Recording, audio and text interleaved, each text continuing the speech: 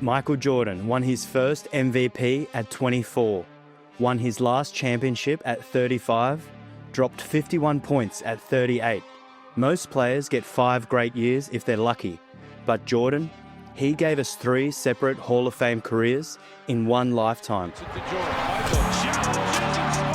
What he brings, Jordan, hard to the hoop. The look away to Livingston. Jordan.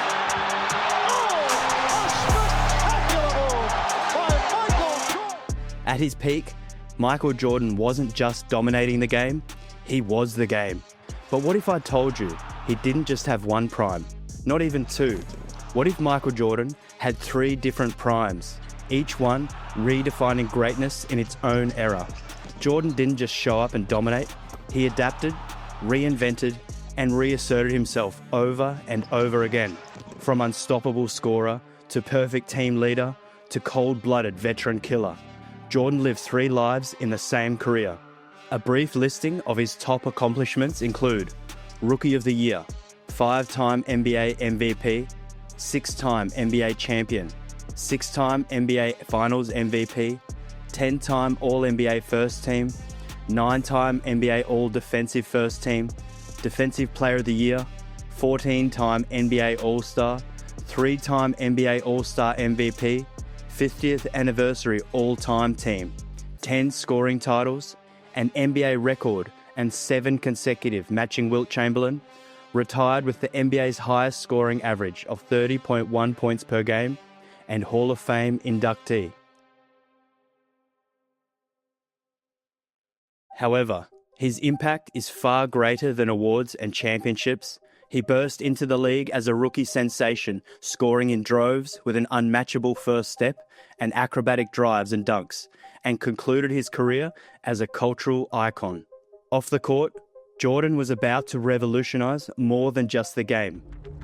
Nike, bleeding money in the early 80s, gambled everything on one unproven rookie, offering Jordan an unprecedented $2.5 million over 5 years, plus his own shoe line. Most NBA shoe deals at the time didn't crack $150K annually. The Air Jordan dropped in 1985, and when the NBA banned them for breaking uniform rules, Nike turned controversy into marketing gold. On September 15th, Nike created a revolutionary new basketball shoe. On October 18th, the NBA threw them out of the game. Fortunately, the NBA can't stop you from wearing them. Air Jordans from Nike. The shoes exploded, $100 million in sales by end of season.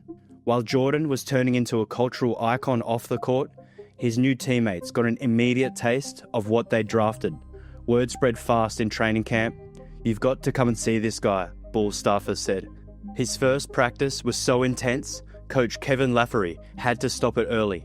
MJ was simply embarrassing the veterans, stealing the ball every trip on defense and dunking every trip on offense. From day one, Jordan practiced like it was the finals, sending a message to the vets, there's a new sheriff in town.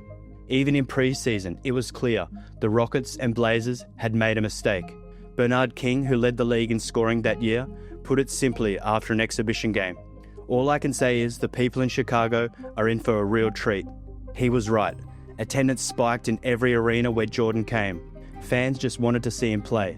And even opposing crowds didn't mind losing if Jordan put on a show. In December, Sports Illustrated put him on the cover with the headline, "A Star is Born." From the very start, Jordan's impact was so electric that people even accused referees of giving him special treatment. Fans swore he had to be travelling with an extra step, because how else could he leave defenders in a cloud of dust so often? But the video showed the truth. His first step was just that fast, and the league took notice fast too.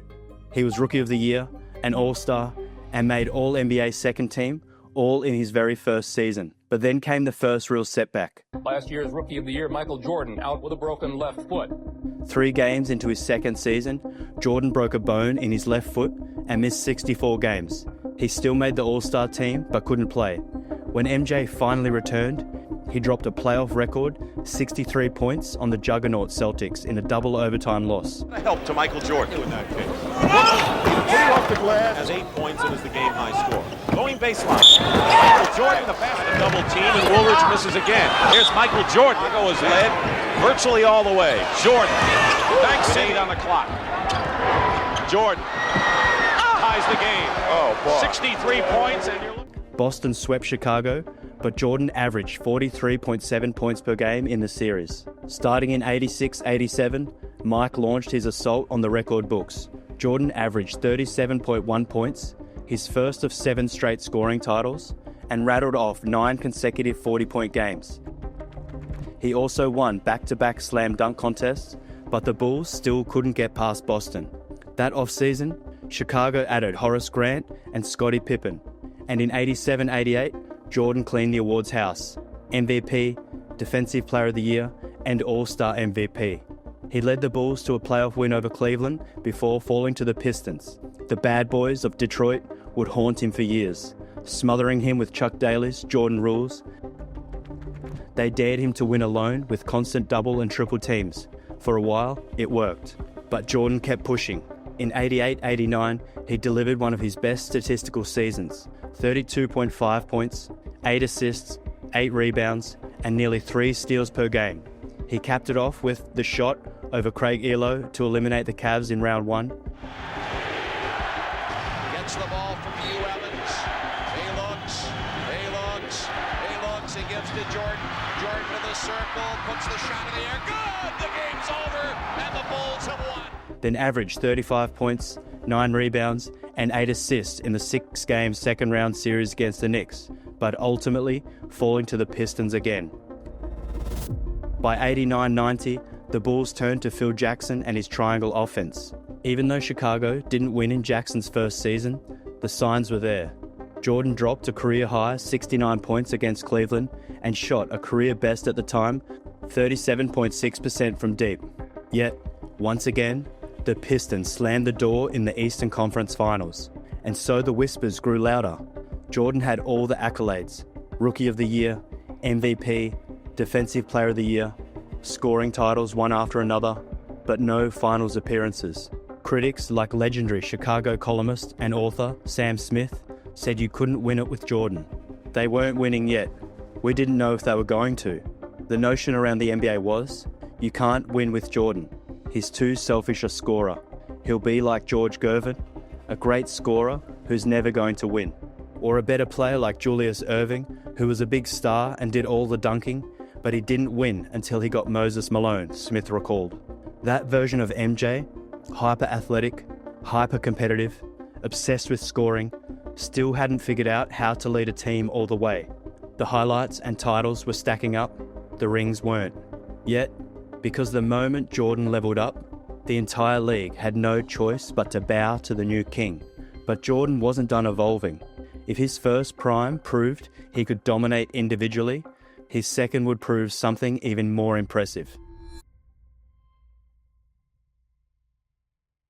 MJ was about to silence his critics on the ultimate stage. In 1991, growing more comfortable in Phil Jackson's triangle, Jordan led Chicago to a franchise best, 61 wins, and then tore through the playoffs, dropping only 2 games on the way to the Bulls' first NBA championship. The sweetest moment came in the Eastern Conference Finals, a clean sweep of the Pistons. After years of being battered by the bad boys and their Jordan rules, Jordan left no doubt who owned the East. Jordan even lowered his scoring load to 29.8 per game in that series, while boosting his assists, steals, and blocks, proof that he could dominate without just hunting points. In the finals, the Bulls fell in Game 1 at home to the Lakers, but Jordan responded by averaging 31.4 points, 6.4 rebounds, and 8.4 assists, as Chicago ripped off 4 straight wins, ending the Showtime era for good. Magic Johnson retired the following season, while Jordan walked away with his first of 6 Finals MVPs. Finally, the Jordan can't win talk was gone. And the next season, he didn't just back it up, he leveled up. In 91-92, the Bulls went 67-15, shattering their own record. Jordan won his second straight MVP with 30.1 points, 6.4 rebounds, and 6.1 assists on 52% shooting. After a 3-0 sweep of the Heat, a bruising 7-game war with the Knicks, and 6-game win over Cleveland, the Bulls faced Clyde Drexler and the Blazers. The media billed it as air versus glide, but Jordan ended that debate in Game 1 with a finals record 35 first-half points, capped by 6 threes and the legendary shrug toward the scorer's table. He finished the series averaging 35.8, 4.8 and 6.5 on 52.6% shooting, picking up his second finals MVP in a row. 2 rings, back-to-back dominance, and iconic moments burned into NBA history. By 1992, Jordan wasn't just the best player alive, he was untouchable. And then came the summer that made him a global icon. Jordan headlined the Dream Team at the Barcelona Olympics, a roster so stacked it looked more like royalty than a basketball squad. They didn't just win gold, they destroyed opponents, sparked basketball mania around the globe, and turned NBA stars into worldwide celebrities. And at the center of it all, Michael Jordan. After all this, was it possible he still had more to give? The 93 Bulls were still strong, but not the juggernaut of years past. They slipped to second in the East behind Patrick Ewing's Knicks and third overall behind Charles Barkley's Suns. Many pundits called Chicago vulnerable.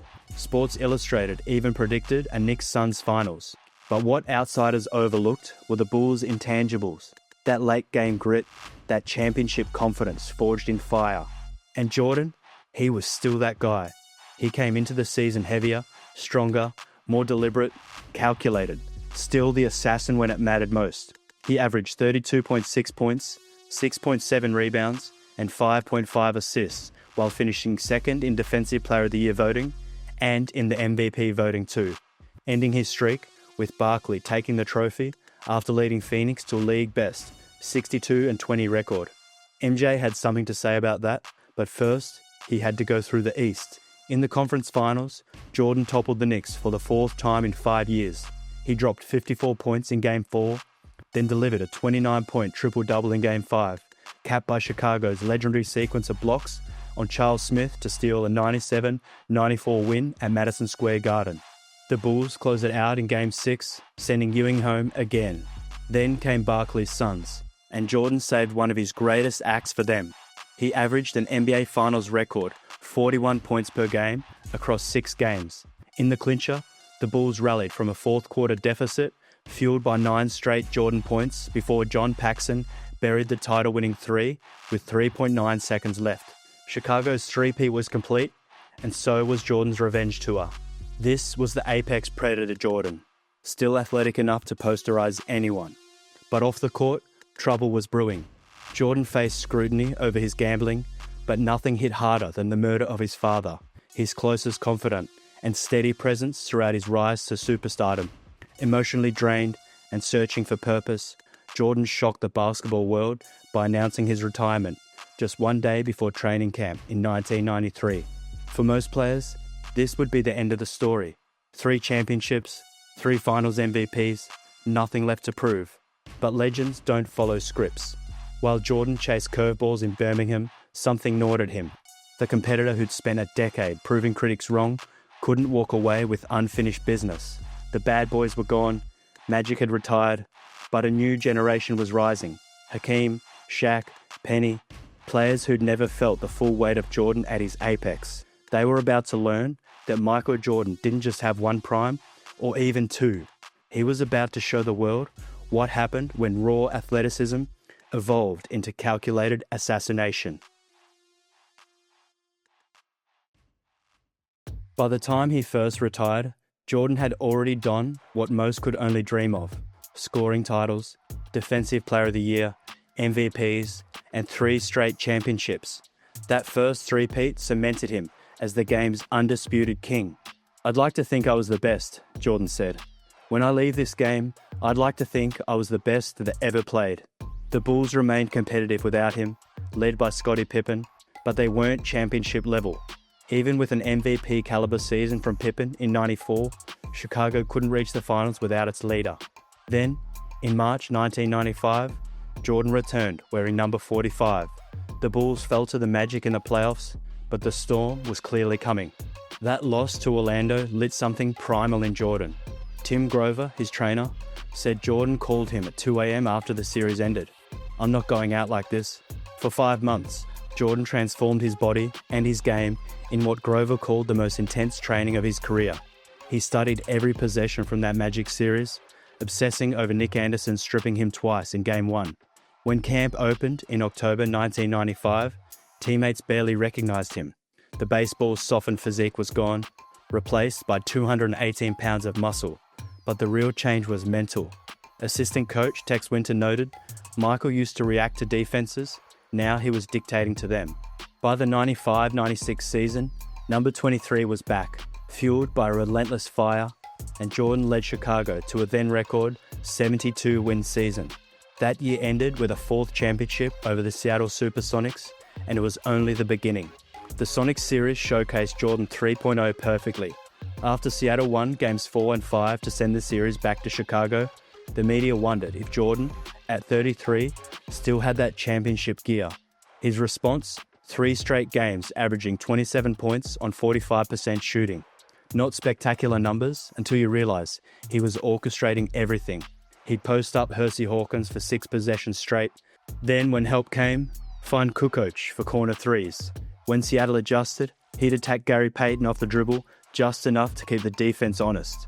In the clinching Game 6, played on Father's Day, his first championship since his father's death, Jordan collapsed on the locker room floor, clutching the basketball, sobbing. This championship meant something the first 3 hadn't. But defending a championship is harder than winning one, and 1997 would test Jordan in ways he didn't expect. Despite the Bulls posting a dominant 69-13 record, the second best in NBA history, and Jordan averaging 29.6 points, 5.9 rebounds, and 1.7 steals per game, voters gave MVP to Karl Malone, who beat out Jordan by just 29 points. It was the second closest MVP vote since media balloting began, and most believed it came down to voter fatigue. The media was tired of crowning Jordan year after year. Malone himself seemed surprised, joking, "I thank Michael Jordan for letting me borrow it for 1 year." But Jordan didn't forget.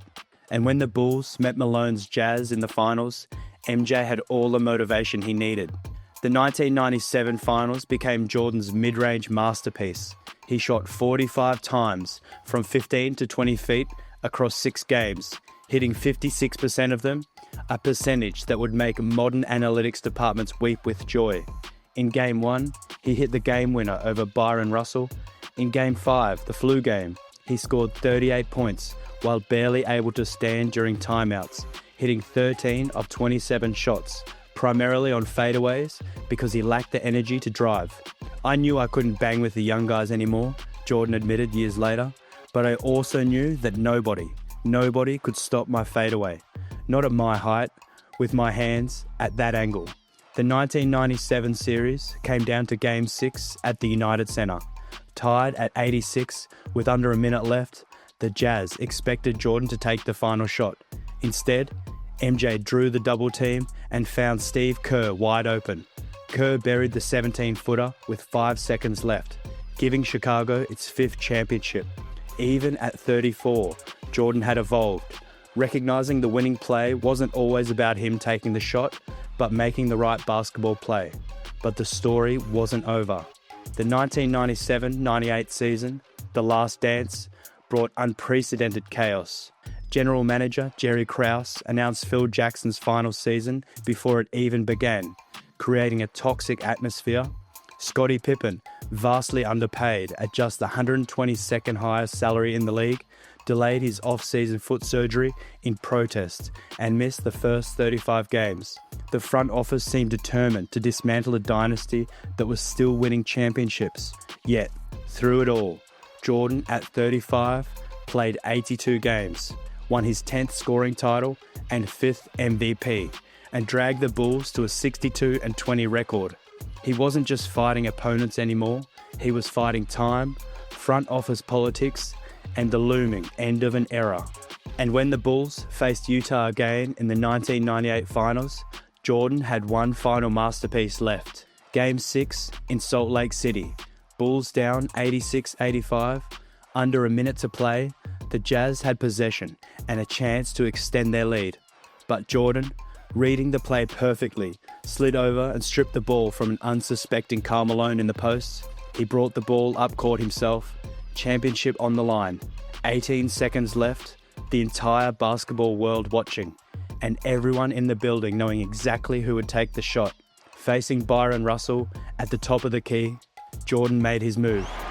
17 seconds from Game 7 or from championship number 6. Jordan, open, Chicago with the lead! The ball kissed through the net with 5.2 seconds remaining. Bulls, 87, Jazz, 86. Jordan held his follow-through, frozen on his toes for just a moment too long, as the moment etched itself into history. The Jazz's final possession failed, and the Bulls had their 6th championship in 8 years. Jordan finished with 45 points at 35 years old, in hostile territory, with the weight of a crumbling dynasty on his shoulders. The steal, the confidence to bring it up himself, the killer crossover, the clutch shot, that iconic pose. It was basketball greatness distilled into one perfect sequence, and a middle finger to everyone who thought the dynasty should end. In his second three-peat, Jordan had evolved into basketball's perfect organism. No longer relying on explosiveness alone, he perfected the fadeaway jumper, 48 inches high, impossible to block. He picked his moments, conserving energy for 3 quarters, then destroying teams in the 4th. This version averaged fewer points than his first prime, but won at a higher rate. He'd learned the ultimate lesson. Dominance isn't about doing the most, it's about doing exactly what's needed, when it's needed. I am here to announce my retirement from the game of basketball. When Michael Jordan retired for the second time in January 1999, he said he was 99.9% certain he would never play in the NBA again. Less than 2 years later, on September 25, 2001, that 0.1% chance won out. Jordan announced his return, this time as a member of the Washington Wizards. Jordan had joined the Wizards as a president of basketball operations on January 19, 2000. About 6 months before his return, he began a rigorous training routine to prepare for a comeback. At first, he cooled expectations, claiming he was simply trying to shed extra weight gained in retirement. But when he began hosting invitation-only camps for NBA players and hired his former Chicago Bulls coach, Doug Collins, to lead the team, the stage was set. After announcing his return and donating his entire 01-02 salary to September 11 relief efforts, fans lined up for tickets, eager to see one more glimpse of the game's greatest player. At 38, more than 3 years removed from his last championship with the Bulls, no one knew what to expect. The Wizards sold out every home game in his 2 seasons, though the team failed to make the playoffs. Fans weren't left empty-handed, however. In 01-02, Jordan played 60 games before a knee injury cut his season short, yet he still averaged 22.9 points, 5.7 rebounds, and 5.2 assists per game, delivering several legendary performances. On December 29, 01, just 2 days after the worst game of his career, he exploded for 51 points against the Charlotte Hornets, becoming the oldest player in NBA history to score 50 in a game. Jordan played one more season in 02-03, averaging 20 points, 6.1 rebounds, and 3.8 assists, and 1.5 steals per game, shooting 44.5% from the floor. He also led the league in mid-range shooting, a testament to his still dominant offensive game. In his 14th and final NBA All-Star game, he passed Kareem Abdul-Jabbar as the all-time leading scorer in All-Star history, a record since surpassed by Kobe Bryant and LeBron James. Jordan was the only Washington player to appear in all 82 games that season. Even in his late career, Jordan drew crowds and commanded respect. During his Wizards stint, all home games at the MCI Center were sold out, and the team averaged 20,000 plus fans at home and 19,000 plus on the road, making them the second most watched team in the NBA. Even far from the peak of his powers, Michael Jordan was still the most electrifying presence in the league, an icon no one could take their eyes off. 3 different primes, 3 versions of dominance. Young MJ, unstoppable force. Mid-career MJ, apex predator. Late MJ, ruthless closer. And in every version, he won. Most legends get one defining moment, one peak year. Jordan gave us 3 different versions of greatness, each one rendering the previous obsolete. The question isn't which prime was best, it's how one man redefined greatness 3 times over. Which MJ would you build your team around? Which was your favorite version of MJ? Let us know in the comments below. And if you enjoyed this video, hit that like button, subscribe to the channel, and maybe check out one of these videos appearing on your screen now.